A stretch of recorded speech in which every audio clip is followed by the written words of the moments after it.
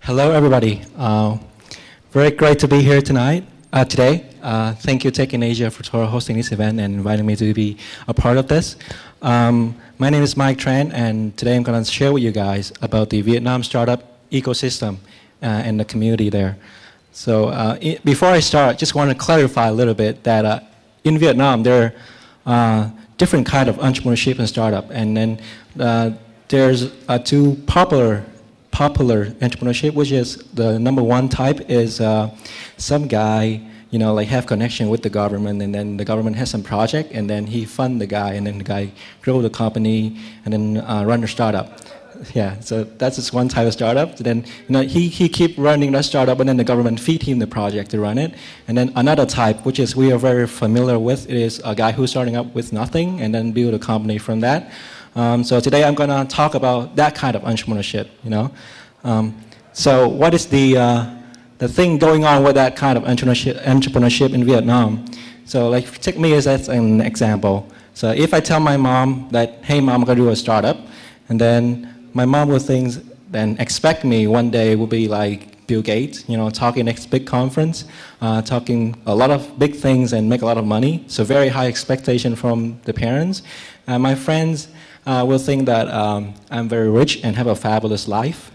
And my teachers will think that this guy cannot work in a corporate, or he just got fired. That's why he do the startup. He's insane. And like I said, society will think that, okay, this guy may be associated to group one, his parents may be very rich or has connection with the government and stuff like that. And what I think I will do is,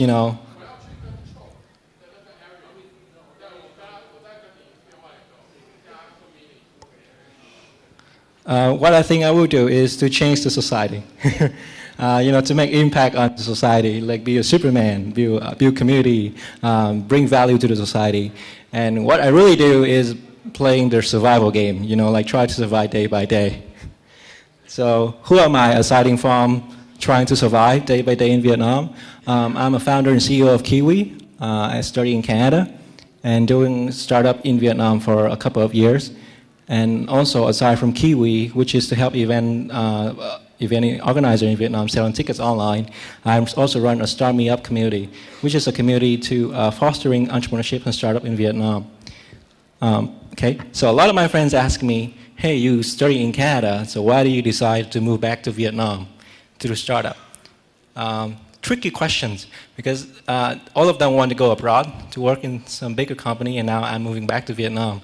And I tell them, Vietnam is maybe is a gold mine.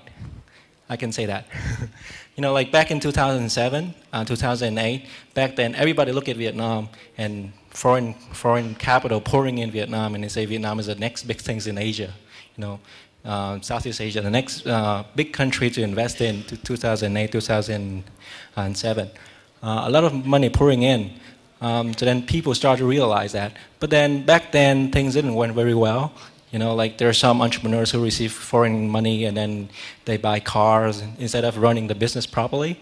So when it comes to 2008, 2010 economy crisis, so then Vietnam's kind of like, they blew that chance to be like the next big things in Southeast Asia. So like, let's put it differently, like Vietnam is potentially a gold mine. Yeah. So, and also the bad thing is Vietnam is kind of tricky and hard to figure out. Then we come back to that point later on. So why do I think Vietnam is potentially a gold mine? Because if you look at the numbers, Vietnam have like over 90 million people there. The internet penetration rate is 35%. It's a lot higher than the global average. So like 30 million people use the internet in Vietnam. And the growing rate is 5%. So then every year you have like 1.5 million new internet user in Vietnam. And the good thing is Vietnam is a very young country. So then half of the population is under the age of 30. And so then 95% of them, they are on the internet. And they use it very regularly. 66% use the internet every day. Okay, I mentioned the point. Vietnam is a very young population country, and then it shows the number over here. And every year there are 1 million newborn baby. So if you develop a product for the young market in Vietnam, very potential. And talking about the mobile segment in Vietnam, like in Vietnam, it seems like everybody have a phone in Vietnam. It can be like a feature phone or a smartphone. Smartphone is still very low. Around 17% of people have a smartphone in Vietnam, and 3G penetration is like 12%. So like we can assume that every smartphone have like a 3G connected. And recently, there's one big hit in Vietnam, which is Zalo, come from VNG. VNG released the app, and the app just got downloaded like crazy from among the smartphone users. But there's one thing, like I said, it's tricky, right? So then there's one thing we have to consider is large portion of internet users in Vietnam is still on computers. So the strategy of going mobile first, maybe you have to rethink it again if you do business in Vietnam, because from my experience, people use the laptop and desktop more to access a website than using a smartphone. So like if you do like a smartphone version for it, like think about something that you can fully take advantage of a smartphone, so then people can start using it better than comparing to a website. Okay, payments. Only 2.5% of Vietnamese have a credit card, and mostly the transaction is happening overseas. Like Vietnamese have a credit card, but they don't pay online with their credit card in Vietnam. They pay for stuff overseas, and the bank account user around 30%. So then around 25 to 30 million banks account. Then there are different way. There's a various payment gateway in Vietnam. PayPal is one of them, but they're not very popular. There's another local payment gateway is OnePay and Ngân.vn. And micropayments in Vietnam, this is controlled by the telco company, and the telco company takes around 50%, 40 to 50% of every transaction. All right. So, but people told me that but you should be able to do it anyway. Well, actually, I think I should learn to do business in Vietnam anyway, because Vietnam is potentially a gold mine. It's tricky, yes, but for every, it's a strength place in some way. Like in the West, there's Facebook. In Vietnam, there's VNG Zing, and in the West, there's PayPal. In Vietnam, there's OnePay or Ngân.vn. So there's Twitters and there's Mimo in Vietnam. So there's a lot of local players in Vietnam can set up like a product, and then catering is for the Vietnamese market, and still be able to to make it big in Vietnam. So that's what I thought, and when I started to run my startup in Vietnam, this is what I found. This is what I learned from Vietnam.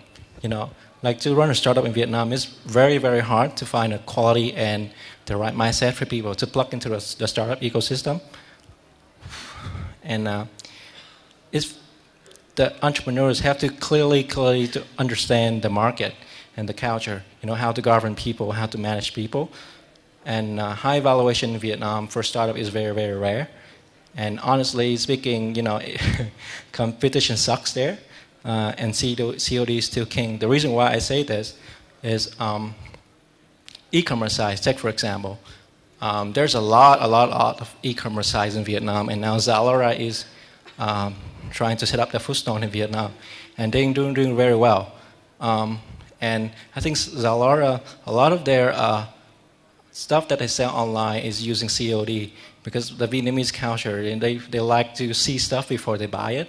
So then you order stuff, then Zalora take it to your place, and then you see it. If you like it, you pay for it. So then people don't have to pay before. Okay.